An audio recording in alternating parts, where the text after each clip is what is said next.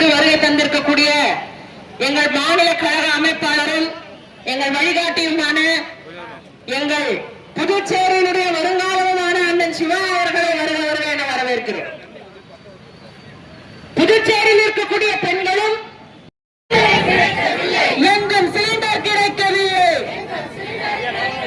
பட்டினிதான் கிடக்கின்றோம், அடுத்த அனைத்து பெற்றில்தான் கிடக்கின்றோம். அரசை வேடிக்கை பார்க்குது, பாஜக அரசை வேடிக்கை பார்க்குது. 140 கோடி மக்கள், 140 கோடி மக்கள்